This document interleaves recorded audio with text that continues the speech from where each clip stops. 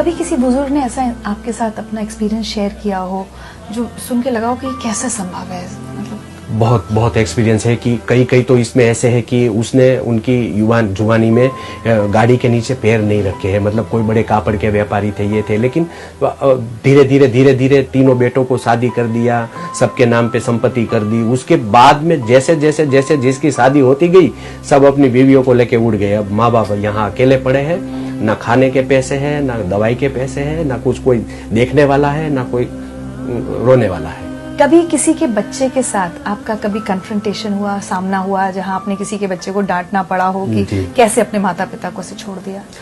मैंने जब ये टिफिन सेवा शुरू की तो मुझे ऐसा एक ख्याल आया था कि मैं क्यों ना इन लोगों के बेटे को मिलूं और सारी बातें समझाऊं। तो एक दो लोगों को मैंने फोन किया था कि भाई ऐसी ऐसी हालत है, अगर आप अपने माँ बाप का मुझे खाली पैसा दे रहे हैं जो मैं सेवा कर रहा हूँ, मैं ये नहीं बोल रहा आप आके इधर साथ में रहो, उनको खाना दो, जो मैं दे रहा हूँ वो अगर आप मुझे उनका पैसा देंगे तो मैं जो जिसका कोई नहीं है उसका कर पाऊंगा। तो उन लोगों की बात सुनी, उन लोगों का जब मैंने फोन पे टोन सुना तो मुझे वो बोल रहे हैं कि शायद मैंने आपको फोन किया था क्या मेरे माँ बाप को आप टिफिन दो, या मैंने लेटर लिखा था क्या आपको कि मेरे माँ बाप को टिफिन, मैं नहीं दे रहा हूँ, तू भी मत दे। तो ये बातें सुनने के बाद मुझे ऐसा लगा कि मेरा ट्रैक जो है वो सिर्फ सेवा करना है, मुझे किसी को समझाना नहीं है। मेरे जो ईश्वर ने मुझे जिम्मेदारी दी है कि जो भूखे हैं उन तक पहुंच, तो मुझे वो पहुंचना है। इन लोगों को अगर मैं थोड़ा बहुत सिखा भी दिया तो 2-3 महीना चलेगा, उसके बाद में फिर वो माँ बाप भूखे ही है, तो क्यों ना मैं ही पहुंच जाऊं उनका बेटा बनके। तो मैं पहुंच गया हूं उनका बेटा बनके और कर रहा हूँ।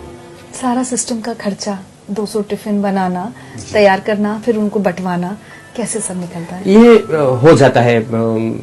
सुबह 6:30 बजे मेरा किचन शुरू होता है, 6:30-7 बजे मैं वहां पहुंच जाता हूँ, फिर 11 बजे तक वो काम चलता है। क्लिनिक में आता हूँ, 2 बजे तक पेशेंट को देखता हूँ, फिर वापस कल की तैयारी के लिए जुट जाता हूँ। फिर शाम को 6-6:30 बजे क्लिनिक में आता हूँ, 10-10:30 बजे तक बैठता हूँ और थोड़ी बहुत एक्टिंग कर लेता हूँ। कई सीरियलों में मैंने एक्टिंग की है, तो उससे भी जो भी आमदनी होती है वो मैं इसमें डालता हूँ। कई 3-4 फ्रेंड्स ऐसे हैं कि कहीं अटक तो मुझे फोन करना, हम लोग देख लेंगे। तो कहीं ग्रोसरी वाले का बिल है, ये है, फोन करता हूँ, काम हो जाता है। मतलब ईश्वर की गोद में बैठ के काम करता हूँ। लोगों को मैं दिखाई देता हूँ, ईश्वर नहीं दिखाई देता है, लेकिन हालांकि वो पूरा कर देता है। 11 साल में कभी तकलीफ नहीं आई है। और बुजुर्गों के इतने आशीर्वाद आप अपने साथ ले रहे हैं, तो मुझे लगता है कि वैसे भी कोई काम अटकना नहीं चाहिए। बिल्कुल। इन 11 साल में अगर मैं आपसे पूछूं, कभी एक दिन ऐसा आया कि ऐसा लगा कि मैं नहीं कर पा रहा हूँ, अब ये काम बंद करना पड़ेगा? नहीं, आज तक तो मुझे ऐसा कभी थॉट नहीं आया है कि ये नहीं कर पाऊंगा। हालांकि मैं ये सोचता हूँ कि इन लोगों को मैं अच्छा आवास दूं, अच्छी जिंदगी दूं, क्योंकि वो जिस हालत में जी रहे हैं मुझसे देखा नहीं जा रहा है। तो मैं 4 साल से प्रयत्न कर रहा हूँ कि उनके लिए एक आवास बनाऊं। मैं ना उसको वृद्धाश्रम बोलूंगा और ना ही उसको ओल्ड एज होम बोलूंगा, मैं माँ बाप का मंदिर बोलूंगा। और कहीं नहीं है, मुझे माँ बाप का मंदिर बनाना है, इन सबको साथ में रखना है, उनकी पूजा करनी है, उनकी आराधना करनी है मुझे, कि ये जो मेरे भगवान है वो भूखे हैं। तो मैं आपके जरिए मैं सबको वही प्रार्थना करूंगा कि अगर आप नहीं कर सकते हैं तो कुछ नहीं, लेकिन आप जो है मुझे सहारा दीजिए। मैं इन भगवान को, मैं इन ईश्वर को, मैं इन सबकी सेवा करूंगा, मैं पूजा करूंगा माँ बाप की। 11 साल में सबसे यादगार कोई बुजुर्ग की कही हुई बात जो आपको ऐसा लगता है कि बस यही मेरी ताकत है, इसके दम पे मैं कुछ भी कर जाऊंगा? बातें तो बहुत सारी आती है, लेकिन एक जो ये मेरी जिंदगी में हुआ है कि एक कुछ 82 इयर्स ओल्ड लेडी मेरी क्लिनिक में आई।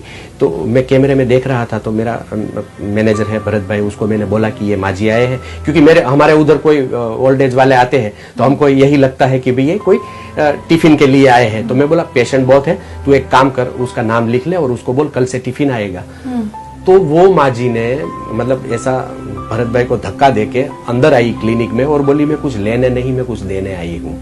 हालांकि उसको देखा मैंने कि मतलब बहुत सारी पुअर जैसे, मतलब वो लकड़ी भी उसके हाथ में थी, तो वो पेड़ की कटी हुई डाली थी और साड़ी भी कुछ मुझे नहीं दिखाई दे रही थी। उसने यहाँ आके कुछ कपड़े में कुछ बांधा था, तो वो मेरे टेबल पे उसने खोल के रख दिया कि ये सारा जो है तेरे टिफिन सेवा में यूज कर लेना। उसमें 10 पैसा भी था, 5 पैसा था, 2 पैसा था, 25 पैसा था।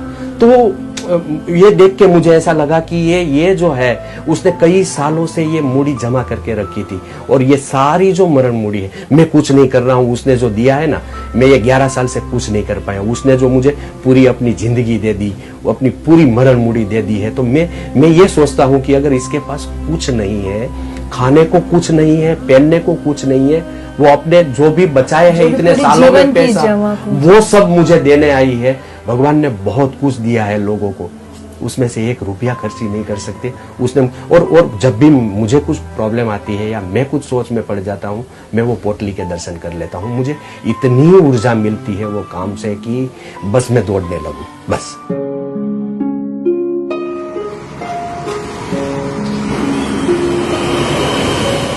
मैं अकेला ही चला था जाने बे मंजिल, मगर लोग साथ आते गए और कारवां